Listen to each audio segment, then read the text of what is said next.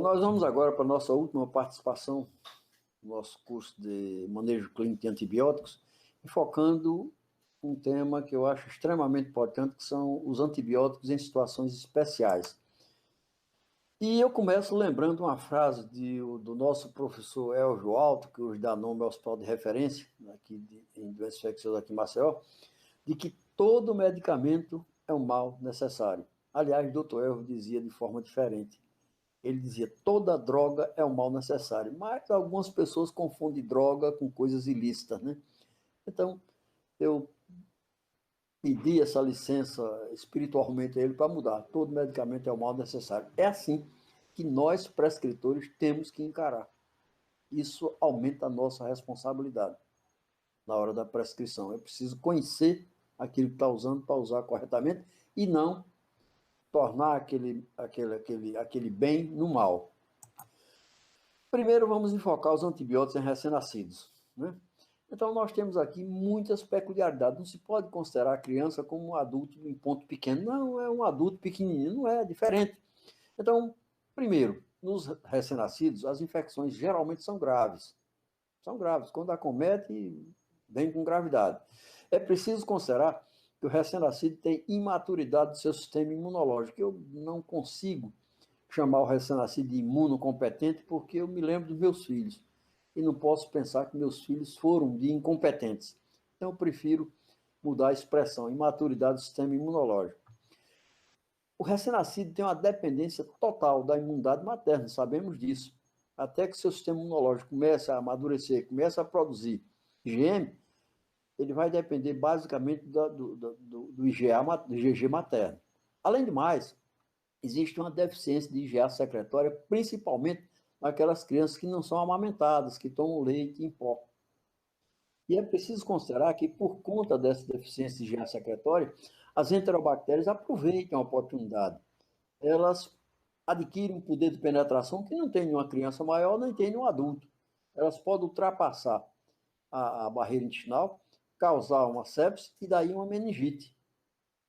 Ademais, é preciso considerar aquilo que nós temos batido muito ultimamente, a possibilidade de sepsis pelos Streptococcus agalactiae.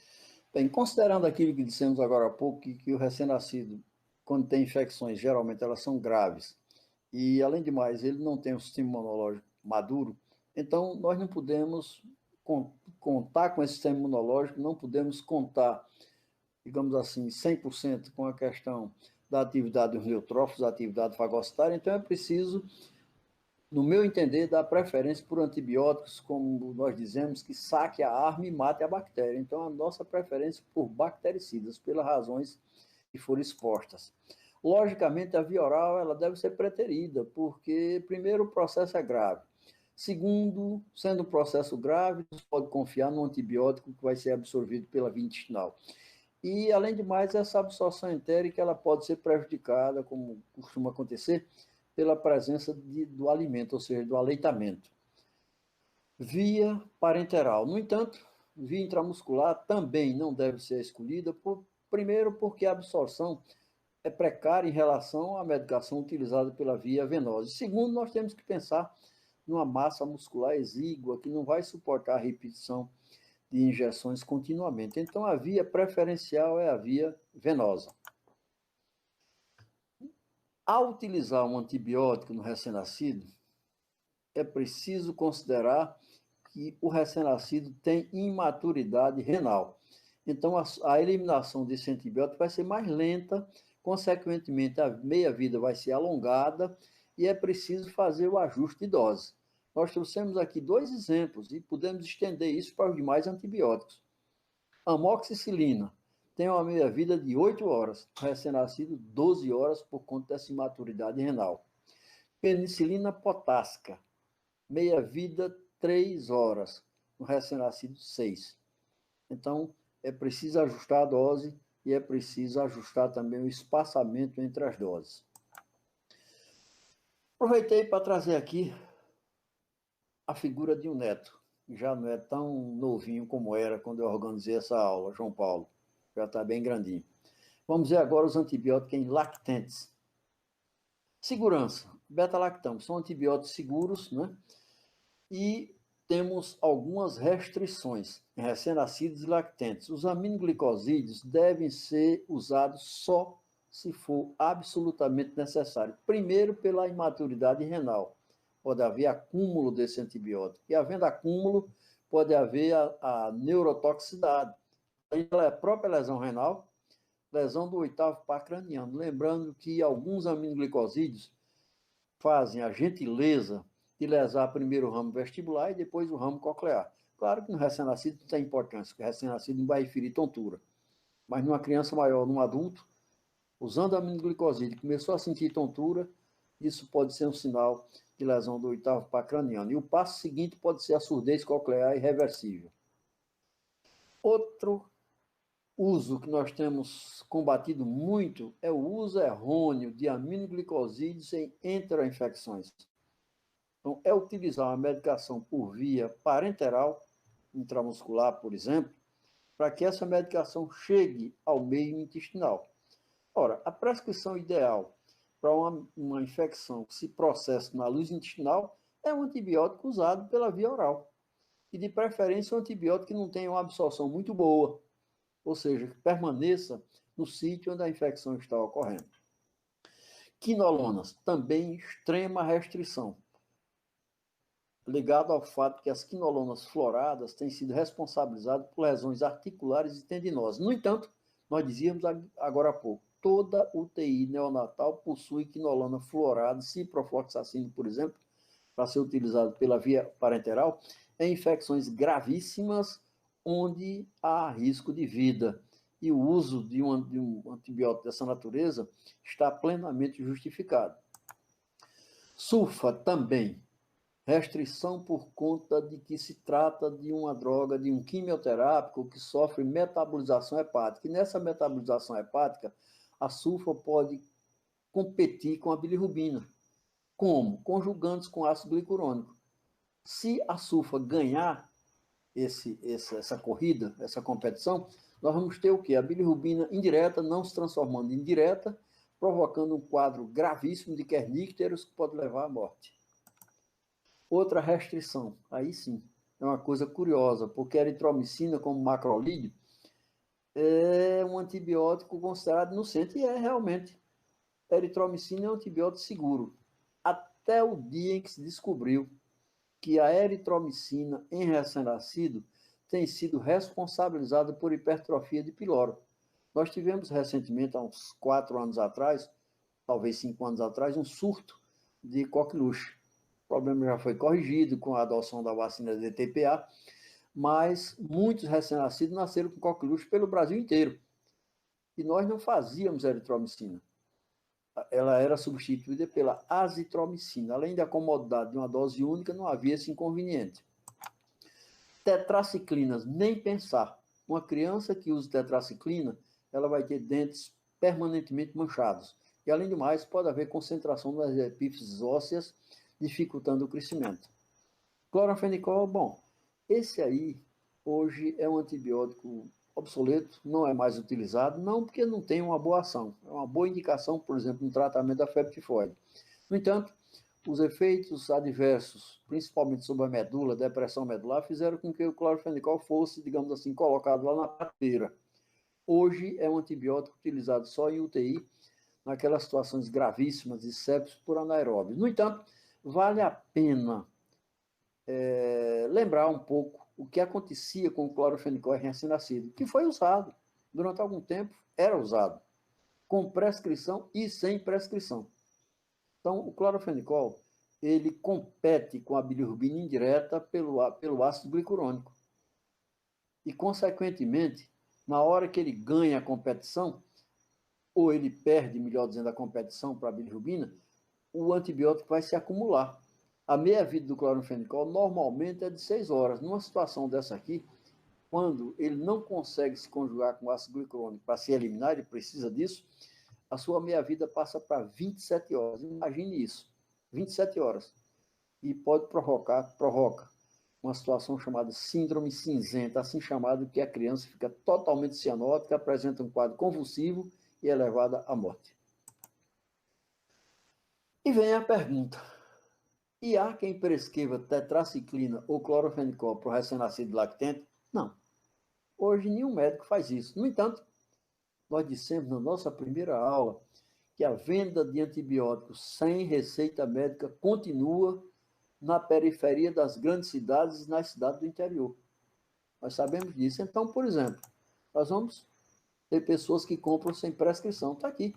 Tetraciclina ainda hoje é comercializada, inclusive, em forma de suspensão com o nome de Ambracin, Sinatrex, Terramicina, Tetraciclina, cloranfenicol, arifenicol, quercetina, cloranfenicol, vixmicina.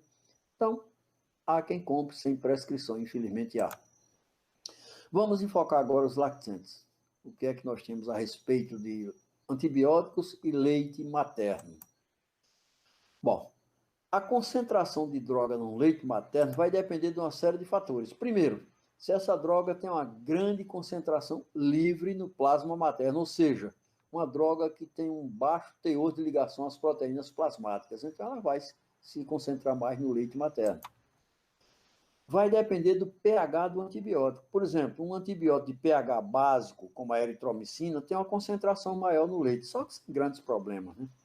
Já um antibiótico de pH ácido, como as penicilinas, cefalosporinas, a concentração será menor. Então, tudo isso tem que ser levado em consideração.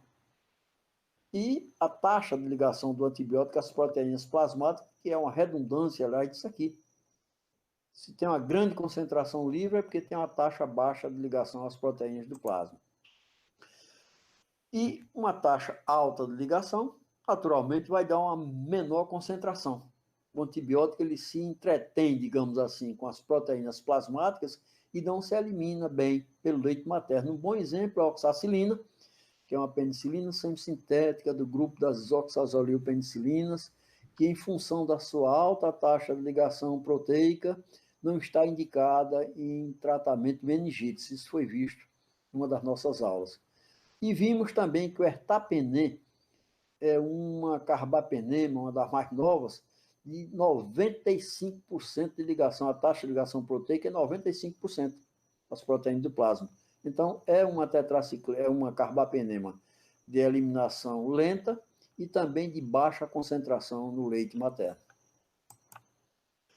Aqui nós temos uma espécie de, digamos assim, de painel a respeito do comportamento das drogas e leite materno, e uma classificação. Grupo 1 são aquelas que não passam para o leite. Você praticamente não encontra isso entre os antibióticos, é muito difícil. Grupo 2, passam, mas não afetam o lactente, não tem problema. Grupo 3, passam e podem afetar o lactente. E grupo 4 é o grupo da passagem pouco conhecida. As drogas que estão nesse grupo devem ser evitadas porque nós não conhecemos bem seu comportamento. Claro que nós estamos falando aqui, o passa e não afeta, o passa e pode afetar, desde que sejam usadas, essas drogas sejam usadas em doses terapêuticas, não sejam doses excessivas. E aqui nós temos as drogas e seus grupos: penicilinas, cefalosporinas, carbapenemas, monobactâmicos e glicopeptídeos têm pH ácido. Então, grupo 2. Grupo 1 é quem não passa, né? Grupo 2, baixa concentração no leite, passa e não prejudica. Macrolídeos, pH básico. Alta concentração, porém com toxicidade mínima. É uma espécie de compensação. Essa turma aqui não se concentra bem e por isso não prejudica. Esse grupo aqui tem alta concentração, porém com toxicidade mínima. Tanto nós dissemos agora há pouco, nós podemos utilizar o macrolídeo, e utilizamos muito, no tratamento da coqueluche em recém-nascido. Grupo tetraciclinas. Aqui vocês vão ver uma coisa interessante. Eu não aconselho ninguém usar essa noção, não. Altas concentrações. Se a gente ler até aqui, e se a gente começar a pensar que as tetraciclinas são teratogênicas, a gente pode começar a pensar que tetraciclinas e leite materno é uma combinação terrível. E não é.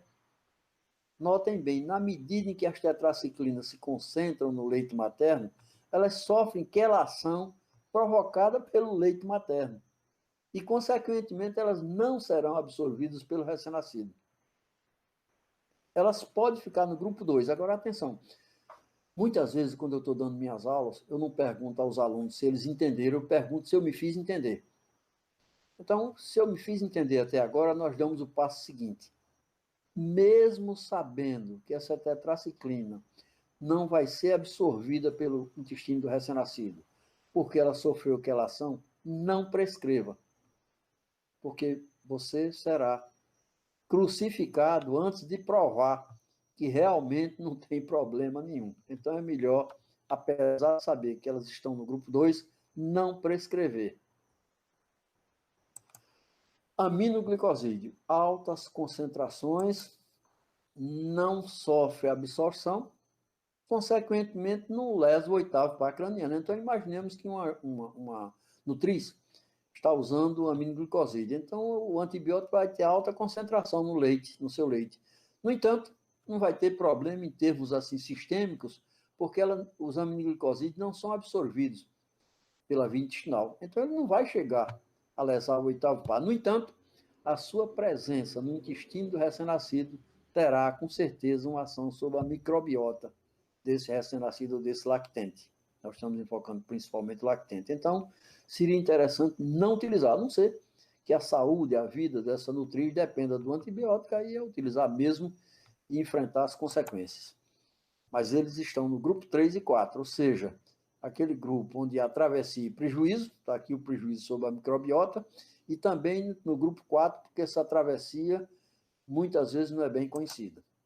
Quinolonas, concentrações elevadas, responsável por artropatias e lesões tendinosas, também estão no grupo 3 e 4, não são aconselháveis, não é aconselhável a sua utilização no triz. Então, nós temos esse painel. Vamos agora para a gestante. Eu costumo sempre, quando estou abordando esse tema, citar as palavras de um amigo meu, professor da Universidade Federal de Alagoas, Manuel Calheiros, inclusive já pedi permissão a ele. Ele disse uma coisa engraçada, muito interessante uma vez, e muito marcante. Mulher grávida não devia tomar nem água da Casal. Casal, para os que não são do estado, é a Companhia de Água e Saneamento de Alagoas. Então, por aí vocês tiram. Segundo Manuel Calheiros, nem água ela deveria tomar. Imagine drogas. Vamos lá. Primeiro, nós temos que considerar que a placenta não é barreira. Ela não é barreira, é uma membrana. Atravessa quem quer e quem pode. Quem não atravessa é porque não pode. Não é a placenta que está fazendo barreira essa travessia. Por exemplo, macrolídeo não atravessa por quê? Porque é macromolécula, alto peso molecular. Não é porque ela seja barreira. Então, placenta não é barreira. Os antimicrobianos lipossolúveis de baixo peso molecular atravessam lá com facilidade. A travessia, isso é que é interessante, é mais fácil no terceiro trimestre. Nós temos, assim, um receio muito grande do primeiro trimestre, que é a fase embriogênica, né? Mas a travessia é mais fácil no terceiro trimestre, porque há uma maior superfície placentária. E os tecidos placentários são menos espessos, há uma espessura menor, aí sim vou utilizar uma barreira menor entre os capilares fetais e maternos. Os antibióticos de alto peso molecular, macrolídeos, não conseguem atravessá-la. Nós temos, por exemplo, o macrolídeo, que é excelente, tem uma excelente ação sobre o toxoplasma. No entanto, nós podemos utilizá-lo. Isso vai ser visto numa das próximas aulas. Porém, não para tratar o concepto se ele já estiver, o feto ou o embrião, se já estiver infectado. Mas como ele se concentra muito na membrana placentária, muitas vezes ele consegue pegar o toxoplasma antes que ele atravesse. Mas não, pelo alto peso molecular não consegue fazer essa travessia. Antibióticos com alta taxa de ligação às proteínas plasmáticas, aí nós temos novamente os dois exemplos, oxacilina e ertapenem, atravessam com dificuldade. Lembrem-se, todo antibiótico que tiver alta taxa de ligação proteica tem dificuldade para atravessar qualquer barreira ou qualquer membrana, porque ele está ligado à proteína e a proteína dificulta essa passagem. Não é lícito que a proteína esteja atravessando essas membranas e essas barreiras. Então, ela retém o antibiótico, impedindo essa travessia. Aqui nós invocamos uma imagem de uma peça de Shakespeare, daquele príncipe, Hamlet. que era tido como doido, mas parece que essa aparente doidice dele era uma tentativa de descobrir quem tinha assassinado seu amigo, cuja caveira aqui ele segura. Então, Hamlet dizia to be or not to be. That is the question. Perdoe a pronúncia que não é muito boa. E nós invocamos essa imagem e transpomos essa imagem, essa indagação do príncipe Hamlet para a questão da travessia. Atravessar or not atravessar? That is a question. Not atravessar. Continuamos com Shakespeare. Bom, não atravessando, tem uma segurança absoluta para o concepto. O concepto não terá nenhum contato com esse antibiótico. Excelente indicação se a infecção for apenas materna, sempre sem infectar também o concepto. Bom, indicação precária se a bactéria tiver a capacidade de atingir o concepto. Por exemplo, treponema pálido. Treponema atravessa a membrana placentária e vai lá infectar o concepto. Então, a indicação nesse caso será precária, já vimos isso. Macrolídeos. Um dos poucos, criamos aqui uma expressão, por isso colocamos aspas, não atravessadores. Eles são bacteriostáticos, têm um espectro antimicrobiano estreito, ausência quase total no trato urinário, então seriam inúteis na gestação. Repare bem, nós procuramos desmerecer o antibiótico até aqui, esse ponto. Não atravessa, são bacteriostáticos, espectro antimicrobiano estreito, ausência quase total no trato urinário, então são inúteis. Lembro a vocês uma frase do professor Elvio Alto, para aqueles que não conhecem, eu sempre lembro. Ele foi um professor, um infectologista, professor de todos nós, e deu o seu nome ao hospital de referência, atualmente doenças infecciosas. O professor Elvio dizia que não existe antibiótico bom ou ruim. Existe antibiótico bem ou mal indicado. Então, não são inúteis. Está aqui. Ora, o que é que nós queremos dizer com isso? Espiramicina é um macrolídeo de altíssima concentração no tecido placentário, excelente ação sobre o Toxoplasma gondii, aquilo que dizemos agora há pouco. Se o toxoplasma ainda não atravessou, a espiramicina consegue impedir essa travessia e consegue impedir a infecção do concepto pelo Toxoplasma gondii e é extremamente seguro para ser usado durante toda a gestação. Vamos agora para os atravessadores. Nada a ver com aquelas figuras que permeiam alguns negócios, né? Estou falando de antibióticos que conseguem atravessar a membrana placentária. Então, nós temos aqui uma convenção: verde, seguro; amarelo, cautela; vermelho, contraindicado. Seguro. Estudos em animais comprovaram não haver teratogênese. Usar. Cautela. Estudo em animais mostraram possibilidade de teratogênese. Usar, se os benefícios superarem os riscos. Lógico, é uma questão lógica. Contraindicado. Os benefícios não compensam os riscos. Não usar. O que é que nós temos? Seguros. Seguros, penicilinas naturais, as duas G, penicilina G, benzilpenicilina, fenoximetilpenicilina ou penicilina V. Também seguros, as semissintéticas, oxacilina, ampicilina, amoxicilina, piperacilina. Piperacilina é a mais nova, né? É uma ureidopenicilina.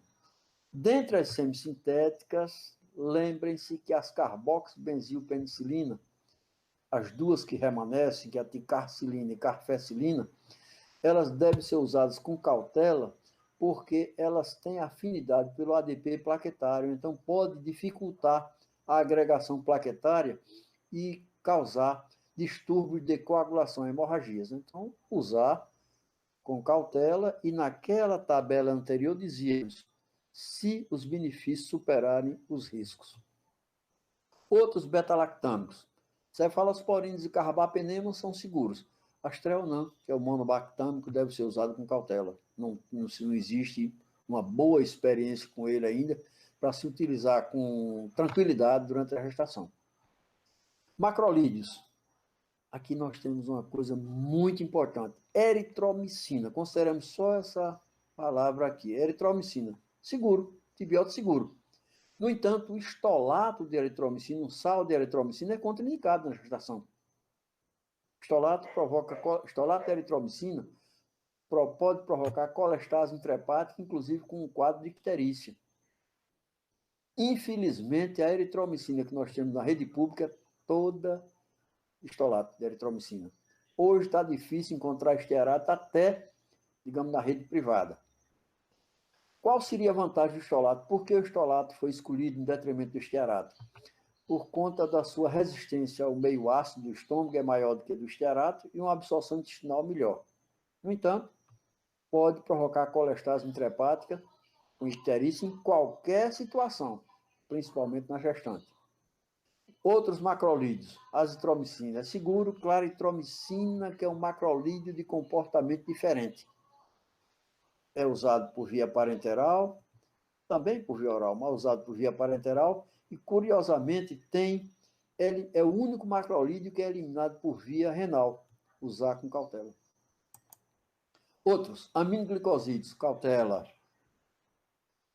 Tetraciclinas, cloranfenicol, quinolonas, totalmente contraindicados. Não deve ser usado durante a gestação. Chegamos na sulfa. Aqui acontece uma coisa interessante. Há uma janela, só que é difícil a gente estabelecer, olhar por essa janela. No primeiro trimestre, essa composição, sulfametoxazol trimetoprim, não deve ser utilizado, porque o trimetoprim atua sob a síntese dos folatos da bactéria e dos folatos humanos também. E nós sabemos que os folatos são essenciais para a constituição do tubo neural durante a fase embriogênica. Então, contraindicado no primeiro trimestre. No terceiro trimestre, aqui quem compõe a contraindicação já não é o trimetoprim, é a sulfa. Que a sulfa compete com no metabolismo das bilirrubinas, com a bilirrubina indireta, compete pelo ácido glicurônico, pode ganhar essa competição, a bilirrubina indireta não se converte em direta e provoca um quadro gravíssimo de Kernicterus. Então, nós só temos uma janela, no segundo trimestre. É difícil estabelecer, muitas vezes, exatamente qual é, em que trimestre exatamente nós estamos, porque muitas vezes a questão da data da última menstruação não fornece uma situação segura. Então, seria aconselhável não utilizar durante a gestação. Lincomicina e clindamicina seguros e vancomicina, que é um antibiótico muito usado, muito especialmente em situações especiais, usar com cautela.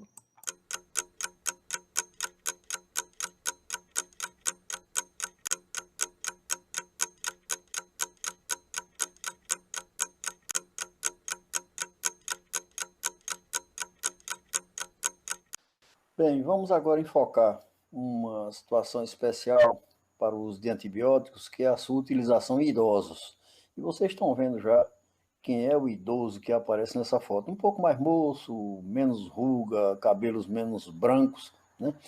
Mas, de qualquer maneira, sou eu, nessa idade em que algumas pessoas chamam de terceira idade, melhor idade, e aí vem uma gargalhadazinha dessa que vocês usam nas redes sociais. Enfim, como utilizar bem os antibióticos nas pessoas velhas. Eu me digo velho e me chamo de velho porque eu só sou velho porque estou vivo. Se eu tivesse morrido com 30 anos, não estaria aqui. Então, brincadeiras à parte, vamos ver o que é que nós podemos analisar. Nós sabemos o seguinte, que as pessoas idosas têm alterações anatômicas e fisiológicas importantes. Por exemplo, perda de tecido nervoso é uma coisa inelutável, não há como não acontecer. Problema de audição, diminuição de audição, né? Além de mais, déficit de metabolismo hepático. Mesmo as pessoas que não têm uma vida pregressa de utilização de drogas lícitas ou ilícitas, ou de álcool, por exemplo, mesmo assim, sempre há uma certa deficiência de metabolismo hepático no idoso, é preciso que nós consideremos isso na hora da prescrição. Comprometimento da função renal também é inescapável, sempre há, discreto, às vezes ou grave, é preciso ser analisado e prevista. É muito comum que as pessoas idosas desenvolvam diabetes tipo 2, além de hipertensão arterial e, eventualmente, cardiopatias. Existem ainda outras situações. Então, a idade leva a um sério comprometimento e tem um amigo meu que por sinal também é professor de obstetrícia da Faculdade de Medicina da UFAL, Alceu Pimentel, que ele diz jocosamente que um indivíduo com mais de 60 anos, que ao acordar não sentir dores, é porque morreu durante o sono. Mas vamos lá, vamos falar seriamente a respeito da relação dos antibióticos com os órgãos mais importantes, os órgãos vitais. E vamos começar com a relação de antibióticos com o sistema nervoso central e com a audição. E iniciamos com polimixinas. Nós encontramos aqui antibióticos que são bactericidas e matam a célula bacteriana por conta da sua afinidade pelos fosfolipídios da membrana citoplasmática dessa célula bacteriana. É como se a polimixina fosse uma espécie de detergente, desorganiza a estrutura da membrana citoplasmática da célula bacteriana. Mas é preciso lembrar que a ação é sobre uma estrutura que existe também na célula humana. As células humanas também têm membrana citoplasmática, evidentemente, e algumas células humanas são muito ricas em fosfolipídios, particularmente as células do sistema nervoso central. Então, a utilização de polimixinas é uma utilização que tem que ser referendada pelo antibiograma em situações graves, onde a vida do paciente está em risco, porque o paciente que usa polimixinas, seja B ou E, ele está sujeito à possibilidade de convulsões, paresias e paralisias. Menos agressiva, digamos, do que as polimixinas são os aminoglicosídeos, mas assim mesmo é preciso considerar, já que nós estamos falando de sistema nervoso e audição, que os aminoglicosídeos podem provocar a lesão do oitavo par craniano, lesando os ramos vestibular e coclear. Alguns aminoglicosídeos têm a gentileza de lesar primeiro o ramo vestibular e dando uma espécie de aviso. O paciente começa a sentir tontura, distúrbio de equilíbrio, é sinal de que está em curso uma ação lesiva que pode terminar com o comprometimento da cóclea e surdez definitiva, uma surdez que não vai ter cura. Então, aquele paciente que está usando um aminoglicosídeo e começa a sentir tonturas, se o estado desse paciente permitir a suspensão da medicação e a troca por outro medicamento, que não seja, no caso, ototóxico e neurotóxico, então isso deve ser feito. Se a vida do paciente depender do aminoglicosídeo, continuemos. É melhor, nós sempre dizemos, um paciente vivo, surdo, porém vivo, do que um paciente com audição íntegra, morto, evidentemente. Mas é preciso considerar que essa lesão de oitavo par e outras lesões, a própria lesão do rim, pelos aminoglicosídeos, ela fica mais próxima quando existe insuficiência renal. Isso é lógico, nós dissemos na nossa primeira aula que quando se prescreve um antibiótico é preciso verificar se a via de eliminação está íntegra.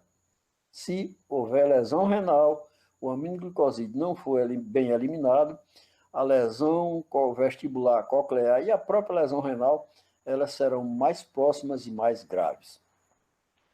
Temos que considerar também, já que estamos falando em questão de função renal, que se o paciente está usando determinadas quinolonas floradas, como lomefloxacina e ofloxacina, e houver insuficiência renal e não houver uma boa eliminação, o acúmulo dessas quinolonas pode levar a uma neurotoxicidade que não se observa normalmente naquele paciente que elimina bem os dois antibióticos. Passemos agora à questão do metabolismo hepático. Ora, nós dissemos agora há pouco que o idoso tem uma tendência maior, até, digamos assim, pelo uso, pelo desgaste do tecido hepático e do seu funcionamento, predisposto a ter uma deficiência nesse metabolismo. Pode ser maior ou menor. Então, a prescrição de um antibiótico em relação ao fígado deve ser uma prescrição judiciosa. Então, por exemplo, nós temos antimicrobianos que são potencialmente hepatotóxicos reconhecidamente. Por exemplo, tetraciclinas e sulfas. Ora, são dois antibióticos que podem muito bem ser substituídos. Não há situação em que não possa substituir a tetraciclina e a sulfa no tratamento de qualquer infecção, em qualquer idade, movimento no idoso. Muito bem. Chegamos agora no estolato de eritromicina, na aula de macrolídeo, certamente o André falou muito bem disso aqui. A eritromicina em si, ela não é hepatotóxica, porém, esse sal, estolato, pode provocar colestase intrahepática e o paciente vai ter uma icterícia que vai desaparecer quando a droga for suspensa. Mas eu não vim aqui para provocar icterícia em ninguém. É desagradável o nosso paciente anoitecer bem e amanhecer ictérico. Depois nós chegamos aqui nas quinolonas floradas. Mais uma vez, quinolonas floradas, elas terão dificuldade de metabolização, terão metabolização precária, quando existe deficiência de enzimas microsomiais hepáticas. Ora, aí vem a soma dos fatores. Deficiência hepática, dificultando a metabolização das quinolonas, que vão começar a se acumular sem serem metabolizadas. Isso pode levar a uma lesão renal, que vai agravar o problema neurológico. Então, é uma espécie de reação em cadeia, que é preciso ser levado em consideração. Toda prescrição tem que se fundamentar naquele princípio do risco e do benefício. E também ser acompanhada de uma observação atenta do paciente, seja lá qual for o fármaco que for prescrito. Chegamos agora numa dupla interessante, rifampicina e pirazinamida. Imagine duas drogas potencialmente hepatotóxicas.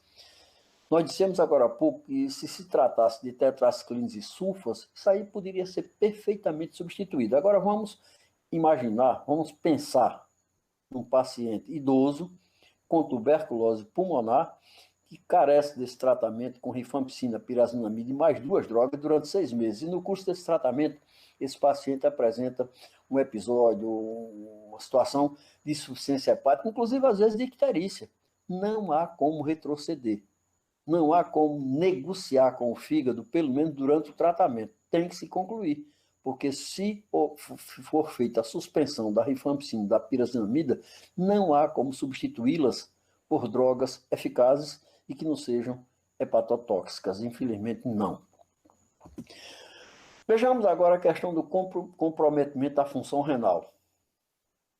É interessante como a nossa população não tem muita preocupação com essa questão da nefrotoxicidade e é uma grande preocupação nossa.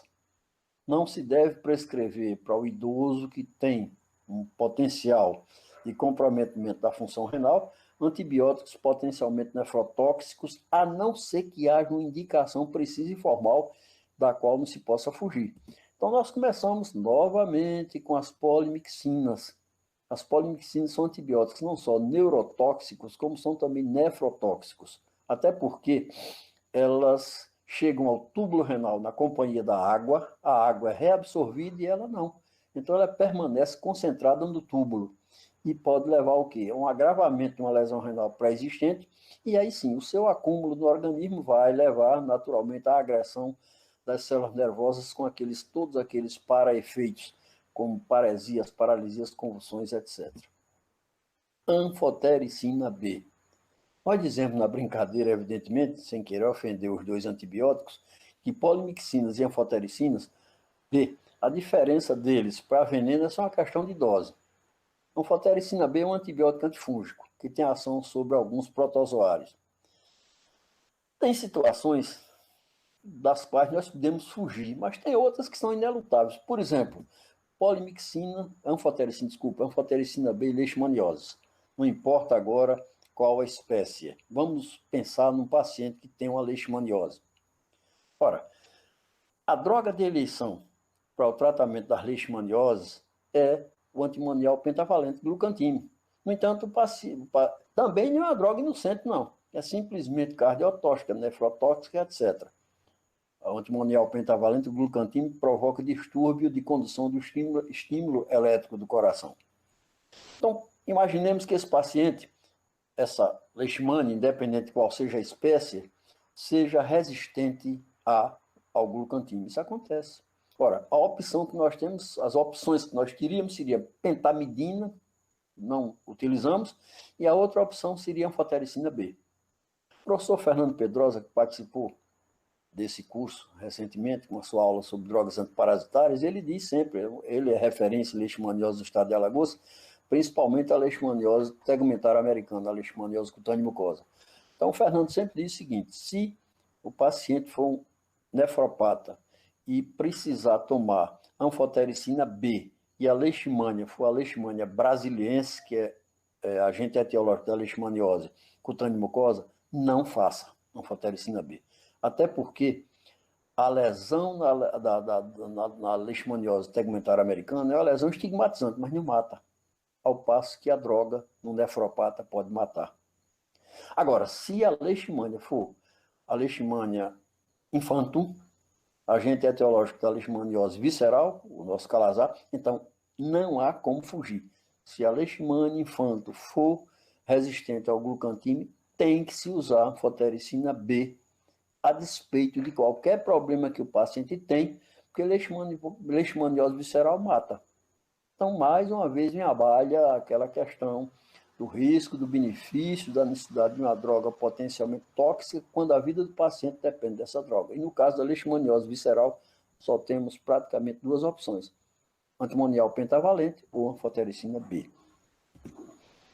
Tetraciclinas são drogas potencialmente nefrotóxicas, com exceção da doxiciclina, que é eliminada por via fecal. E eu deixei aqui destacado a tigeciclina, que é do grupo, oficialmente do grupo das glicilciclinas, mas na verdade é uma tetraciclina, inclusive derivada da aminociclina. Mas eu deixei ela aqui separada em negrito, porque num paciente com insuficiência renal, nós podemos substituir as tetraciclinas em geral, mas pode ser que nós encaremos uma situação em que a tigeciclina seja uma tetraciclina que não deva ser substituída, porque ela tem um espectro muito mais alargado do que as demais tetraciclinas e tem uma ação muito boa sobre estáfilo e também sobre gram-negativos problema. Então, pode ser que mesmo num paciente com insuficiência renal, tenhamos que usar a tigeciclina, dependendo da situação que o paciente se encontra e da indicação naturalmente do antibiótico. Aminoglicosídeos. Bom, aminoglicosídeos é um grupo, é uma família, André disse isso, de antibióticos potencialmente nefrotóxicos. Todos eles são potencialmente nefrotóxicos, né? E essa nefrotoxicidade, ela pode ser agravada quando se usa aminoglicosídeo simultaneamente com determinados diuréticos, como o ácido etacrínico, que por sinal não se usa mais, ou a furosemida, que continua sendo utilizada. Então, toda vez que nós utilizamos um aminoglicosídeo, seja em paciente até que tenha a função renal normal, essa função renal tem que ser vigiada mesmo, diuturnamente. Vigiada como? Verificando o volume urinário do paciente, sua dosagem de creatinina, de ureia, o clearance da creatinina e assim por diante. Não se pode deixar o paciente solto. E outra coisa, fazer uma boa hidratação para que o rim não comece a trabalhar em seco, como se diz aqui no Nordeste. E aí a situação fica pior, porque a lesão renal vai ser agravada. Mas eu coloquei um asterisco aí, eu queria analisar a possibilidade de associação de aminoglicosídeos com cefalosporinas, mormente se for uma cefalosporina de terceira ou de quarta geração. Essa associação é, como nós dizemos aqui na brincadeira, uma mistura de cobra com jacaré. O resultado é um bicho ferocíssimo. Ora, o que é que nós queremos representar com esse bicho ferocíssimo? É que a associação de aminoglicosídeo com cefalosporina leva a uma potencialização de efeitos, do efeito antibiótico. Ora, se diz que há potencialização quando nós, utilizando 100 mg de uma substância A e 100 mg de uma substância B, vamos obter um efeito que é superior a 200 de A ou a 200 de B isoladamente. Para que vocês possam melhor entender, ou para que eu me faça melhor compreender, eu digo sempre que o sinergismo que se obtém é como aquela junção de 2 e 2. Se for soma, dá 4. Se for sinergismo, 5. Então, sinergismo é o clássico exemplo onde 2, 2 vira 5. Ora, por que sinergismo? Primeiro, porque nós temos aqui dois antibióticos com espectros que se complementam. A aminoglicosídeo tem uma quedazinha sempre pelos gram-negativos, ao passo que as cefalosporinas, normalmente as de quarta geração, elas atuam muito bem sobre gram-negativos, mas também sobre gram-positivos. E aí elas preenchem uma lacuna que o aminoglicosídeo não consegue preencher. As cefalosporinas têm uma ação sobre anaeróbios. O aminoglicosídeo não age, já foi visto isso, inclusive com o André na sua aula sobre o assunto. E existe ainda mais uma razão para esse sinergismo, uma questão do foco de ação, o mecanismo de ação. As cefalosporinas, como todo beta-lactâmico, elas atuam sobre a síntese da parede celular, impedindo a sua formação no processo de multiplicação da bactéria, não é assim? E essa ação do beta-lactâmico facilita a penetração do aminoglicosídeo, que precisa chegar até o ribossomo para atuar sobre a síntese proteica. Então, há associações excelentes. Só que nós temos aí dois potencialmente nefrotóxicos. Então, não está proibido associar. Agora, não há como fugir.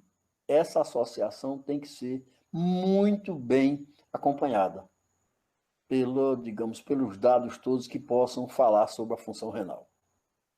Visto isso, nós passamos agora a diabetes e hipertensão. Ora, o diabético ele tem uma série de problemas, inclusive de circulação periférica, que isso pode causar, inclusive, problemas como o pé diabético, mas ainda que não chegue a esse ponto, a questão das alterações vasculares pode prejudicar a absorção, por exemplo, dos aminoglicosídeos, que são utilizados sempre pela via intramuscular. Dificilmente a gente utiliza um aminoglicosídeo pela via venosa, então a sua absorção pode ser prejudicada e o médico que calculou aquela dose correta pode ter a corrente circulatória uma dose menor do que a desejada. Consequentemente, o efeito terapêutico pode ser alterado. Gatifloxacina. Nós temos aqui uma quinolona florada que provocou tantos distúrbios glicêmicos que foi suspensa. A gatifloxacina provocar distúrbio de hiper e hipoglicemia. E nós sabemos o seguinte, que a hipoglicemia é muito mais temível do que a hiperglicemia, porque pode chegar a um nível de irrecuperável com a falta de oxigenação de tecidos vitais. Então, por esse motivo, o gatifloxacina foi retirado de circulação. Curiosamente, aqui no Brasil, não nos Estados Unidos. Aqui no Brasil, nós só encontramos gatifloxacina para utilização tópica sob forma de colírios. Depois, vemos a questão da sulfa. Sulfa, que é usada largamente, principalmente em associação com o trimetoprim, é preciso ter cuidado o seu uso em idosos, principalmente aqueles que são diabéticos e que usam alguns hipoglicemiantes orais, como, por exemplo, a glibenclamida, que é o hipoglicemiante oral disponível no SUS. Sulfa potencializa a ação de alguns hipoglicemiantes orais e pode ser que nós tenhamos, com isso, uma hipoglicemia inesperada e indesejada. Chegamos a ticarcilina e carfecilina, duas carboxibenzilpenicilinas, que pelo seu mau teor de sódio pode aumentar a pressão arterial. Então é preciso também monitorar muito bem isso aí, inclusive regulando as doses da droga antihipertensiva que se está utilizando naquela ocasião. Vamos agora à relação das drogas com o coração. É interessante como o nosso povo, de um modo geral, não pensa, nem imagina que as drogas em geral e os antibióticos em particular podem afetar de alguma forma o coração. A fixação da nossa população é com o fígado. Quantas vezes paciente meu não se queixou de mal-estar do fígado e bateu ostensivamente no hipocôndrio esquerdo? Eu fico calado, não digo nada, inclusive para distrair a atenção dele da real posição do fígado e deixá-lo sossegado. Mas, veja bem, a despeito dessa fixação na hepatotoxicidade dos medicamentos, é preciso também pensar que existe a cardiotoxicidade. E nós começamos aqui, novamente, com a anfotericina B, lá vem ela de novo, que pode provocar arritmias cardíacas ou acentuá-las. Então, o uso de anfotericina B tem que ser precedido, no mínimo, por um eletrocardiograma. A anfotericina B é recalcitrante, né? Ela sempre está repetindo alguma coisa, o nefro, o oto, e agora cardiotoxicidade. Depois encontramos a inocente penicilina G potássica. Penicilina, dissemos já exaustivamente, que é um antibiótico que é atóxico, porque atua, e eu estou repetindo mais uma vez, sobre a estrutura da célula bacteriana que existe na célula humana. No entanto, vejam bem, o problema aqui não é a penicilina, é o potássio. 1 milhão de unidades de penicilina G potássica possui 1,7 miliequivalente de potássio. Então, se o paciente tiver insuficiência renal e acumular penicilina, não tem problema, mas se ele acumular potássio, pode ter problemas cardíacos por esse acúmulo. Chegamos depois a uma síndrome interessante, rara, que é a torsade de Ponte. É uma síndrome rara e consta de taquiarritmia ventricular, prolongamento do espaço QT, síncope, que é a forma delicada de dizer que o paciente pode morrer. Essa síndrome, insistimos, é muito rara, mas pode acontecer. E ela tem, como síndrome, tem várias possibilidades etiológicas. Uma delas é o uso de drogas. E nós listamos aqui pelo menos 3 drogas que podem causar essa torsade de Pointe.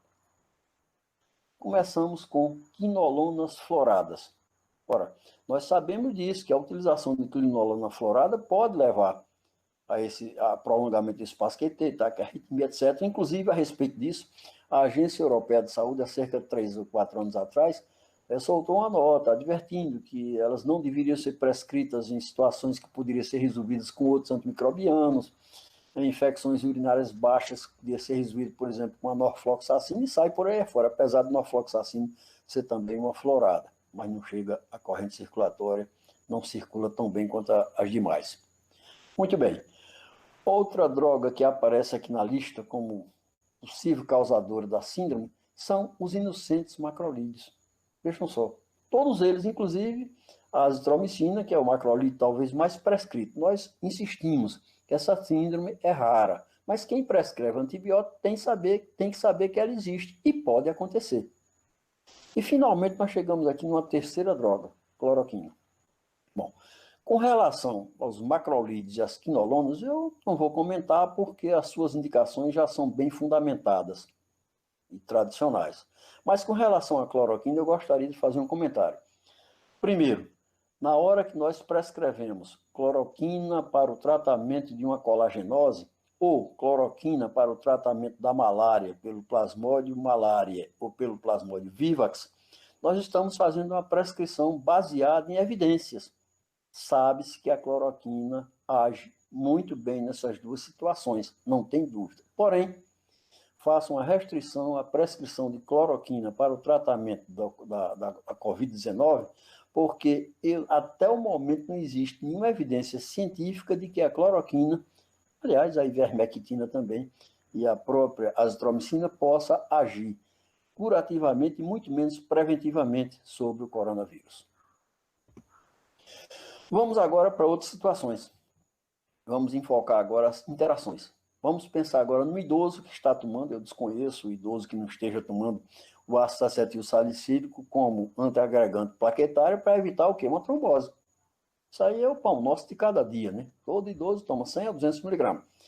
Agora pensemos que para esse idoso pode ser prescrito simultaneamente de carcilina, carfecilina ou piperacilina. Nós temos aqui duas carboxibenzilpenicilinas e a piperacilina, que é uma ureidopenicilina. Todos três são também antiagregantes plaquetários, porque têm afinidade para o ADP das plaquetas. Então, todos são antiagregantes. Então, pode haver uma interação entre eles e dessa interação pode resultar uma hemorragia. É preciso cautela nessa prescrição. Não estou dizendo que essa associação não possa ser feita, mas tem que ser feita com absoluta cautela. Vamos em frente. Ampicilina e amoxicilina. Mais inocente não pode haver. São drogas atóxicas. No entanto, é preciso considerar, quando nós pensamos em interações, que esses dois antibióticos beta-lactâmicos, eles interferem com o metabolismo da vitamina K. Eles tanto dificultam a absorção da vitamina K pelo intestino, como interfere também com a produção de vitamina K pelas bactérias da biota intestinal. Então, imagine o seguinte, o paciente usa ampicilina e amoxicilina, se esse paciente estiver usando um anticoagulante. Então, olho nele, para evitar que uma prescrição tão, digamos assim, segura, possa provocar um acidente tão grave, qual seja uma hemorragia. Sulfas. As sulfas potencializam os efeitos dos anticoagulantes cumarínicos. É preciso que se conheça isso. E chegamos a um capítulo também importante, que é a questão da desbacteriose. Nós sabemos que a biota intestinal ela é uma biota coliforme, a não ser no recém-nascido, que apenas mama, cuja biota é de bacilos bífidos. Aqui nós temos na criança maior e no adulto uma biota que é coliforme. E os coliformes são gram-negativos e todos os antibióticos de amplo espectro, eles podem atuar sobre o coli, deprimindo essa biota e permitindo a substituição dessa biota normal por uma biota patogênica, representada principalmente por cândida, por clostridio difficile, etc. Então, a desbacteriose é um fenômeno que deve estar sempre presente na utilização do antibiótico de amplo espectro, tanto por via oral como parenteral, não precisa só que seja por via oral. Chegamos, então, a uma indagação. Qual, devia ter colocado ali um ponto de interrogação, qual o antibiótico ideal em idoso? Me parece que é esse aqui. Água benta destilada por via venosa. Passado esse capítulo, a utilização de antibiótico em idosos, chegamos agora praticamente ao final da nossa aula, enfocando a utilização de antibióticos em imunodeprimidos neutropênicos. Pensem só que situações complicadas nós temos que enfrentar. Ora, por quê?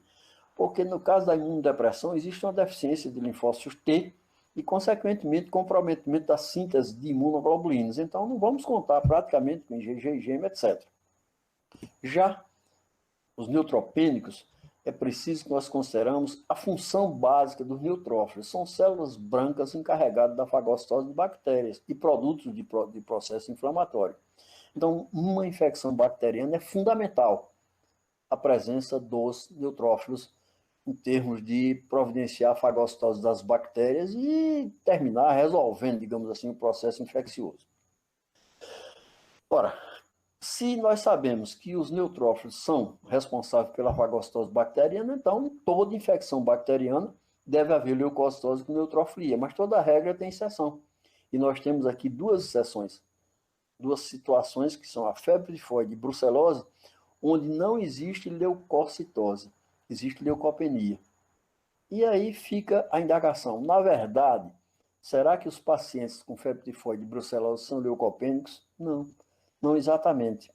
Veja bem, porque esses pacientes, no neutropênico, nós não teremos a neutrofilia, evidentemente. Consequentemente, a fagocitose não vai acontecer. Na febre tifoide e brucelose, onde se fazendo um leucograma se percebe a presença de leucopenia, com neutropenia, na verdade, ela não acontece. O que ocorre é uma marginalização.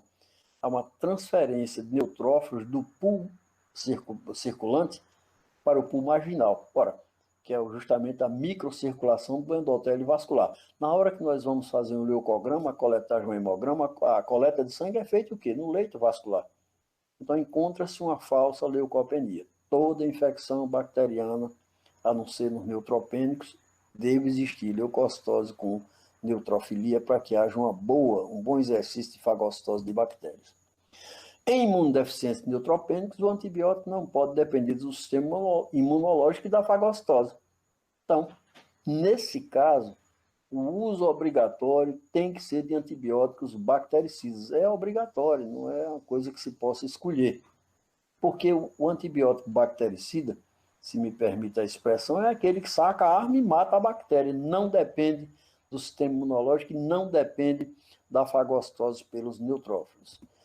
E quais são os antibióticos bactericidas? Nós vamos encontrar vários atuando em sítios diferentes. Por exemplo, antibióticos bactericidas que atuam sobre a síntese da parede celular. Nós temos os beta-lactâmicos, os glicopeptídeos, principalmente vancomicina e teicoplanina, e a fosfomicina, que é um antibiótico hoje que está praticamente em desuso, porque a resistência bacteriana à fosfomicina se estabeleceu com uma rapidez muito grande. E isso invalidou a fosfomicina, que hoje é praticamente utilizada em dose única para o tratamento de cistites. Bom, bactericidas que atuam sobre a membrana citoplasmática. Temos aqui as nossas polimixinas e, finalmente, aqueles bactericidas que atuam sobre a síntese proteica. Nós temos aqui aminoglicosídeos, rifampicina e quinolonas. Agora, vejam bem, nós louvamos muito os antibióticos bactericidas, que evidentemente são indispensáveis nas situações citadas, imunodeficiência e neutropenia. Mas os bacteriostáticos também têm o seu lugar. De qualquer maneira, são antibióticos eficazes. Eles paralisam o processo de multiplicação da bactéria, permitindo que o sistema imunológico e que os neutrófilos terminem o trabalho que eles começaram. Então, nós temos aqui, de qualquer maneira, para fazer justiça à ação deles, uma relação dos mais importantes, cloranfenicol e tianfenicol, as tetraciclinas todas, os macrolídeos, e listamos aqui os três mais importantes, lincomicina e clindamicina, deixamos aqui separadas as glicilciclinas, com o único antibiótico que existe no mercado do grupo, que é a tigeciclina, está aqui separada, apesar de nós considerarmos uma tetraciclina. Mas há uma razão para que deixemos ela aqui separada. Além do mais, as oxazolidinonas, com o único representante que é a linezolida, e as streptograminas. Nós deixamos esses três aqui porque são os três últimos lançamentos da indústria farmacêutica e 3 antibióticos que, a despeito de serem bacteriostáticos, têm um espectro de ação muito amplo e uma atuação particularmente segura sobre os chamados germes problema, inclusive estafilococos. Bom, e com isso nós terminamos a nossa aula e o nosso curso. Essa é a última aula, é a aula que sempre começa com uma certa melancolia, porque eu começo a ter saudade de vocês, apesar de não estar vendo-os.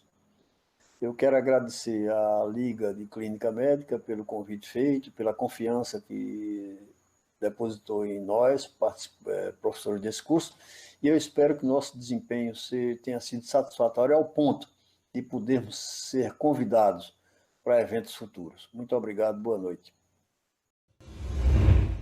Agora, porque o Sanaflix veio para mudar o jeito como você estuda medicina, e mudar para melhor. Primeiro, você pode confiar na gente. Nós somos o maior projeto de educação médica do Brasil. E não é só porque temos estudantes em todos os estados brasileiros e em 10 países no mundo. Nem porque tem estudantes de medicina em mais de 300 faculdades do Brasil usando o Sanaflix. É porque temos uma equipe de mais de 150 pessoas trabalhando para melhorar a qualidade do seu estudo e a maneira como ele chega até você. Nós nascemos da vontade de revolucionar a maneira como você tem acesso à educação médica. A gente acredita que o valor que você dá para a oportunidade de estudar com a gente é o investimento no profissional médico que você vai conseguir ser. Por isso, é importante que você possa acessar a gente de onde estiver. Por exemplo, se você precisa usar o Sanaflix além do desktop, desenvolvemos o nosso aplicativo. Assim você pode otimizar seu tempo aproveitando o nosso material de qualquer lugar e com o mesmo conteúdo. Afinal, quem estuda com a gente sabe bem o que a gente tem de bom.